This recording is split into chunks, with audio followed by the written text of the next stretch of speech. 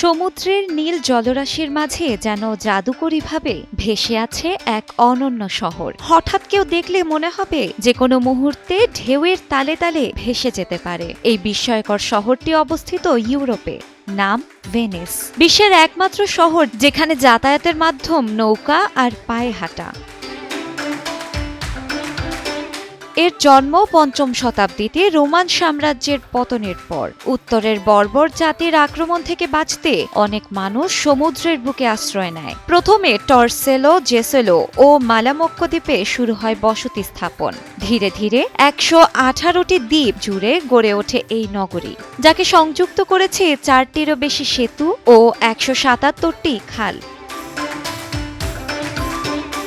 কাঠের ওপর শহর গড়া যেন এক রহস্য, বিশেষ করে কাঠের ব্যবহার। বিস্ময়করভাবে যুগের পর যুগ কাঠের ওপর দাঁড়িয়ে আছে দ্বীপটি, কিন্তু পানির সংস্পর্শে কাঠ পচে যাচ্ছে না। এর কারণ এ শহরে ব্যবহৃত ওক ও লার্চ গাছের কাঠ পানিতে অত্যন্ত টেকসই। শুধু তাই নয়, গভীর পানিতে অক্সিজেনের অভাবে কাঠ পচে না। এছাড়া সমুদ্রের লবণাক্ত পানিতে থাকা খনিজ পদার্থ এই ভিত্তি শক্ত করতে ভূমিকা রেখেছে।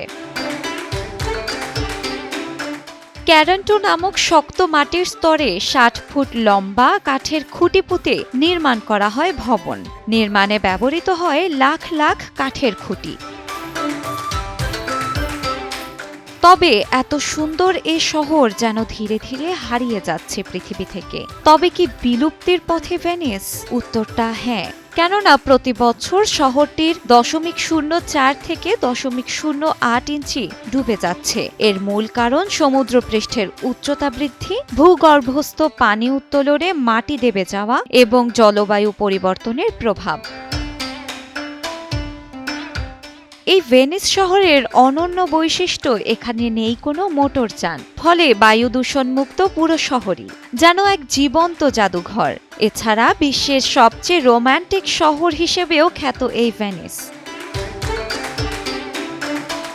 বিজ্ঞানীরা সতর্ক করেছেন ২১০০ সালের মধ্যে ভেনিস সম্পূর্ণ ডুবে যেতে পারে যদি না জরুরি পদক্ষেপ নেওয়া হয়। জরুরি পদক্ষেপ নিলেও বৈশ্বিক উষ্ণায়নের বিপরীতে তা কি যথেষ্ট হবে? ভেনিস শুধু একটি শহর নয়, এটি মানব সভ্যতার এক বিশেষ প্রতীক, যেখানে প্রকৃতিকে জয় করে মানুষ তৈরি করেছে নিজেদের জন্য বাসযোগ্য স্থান। কিন্তু আজ সে অনন্য সৃষ্টি ধ্বংসের মুখে। শিলা ইসলাম, সময়ের আলো।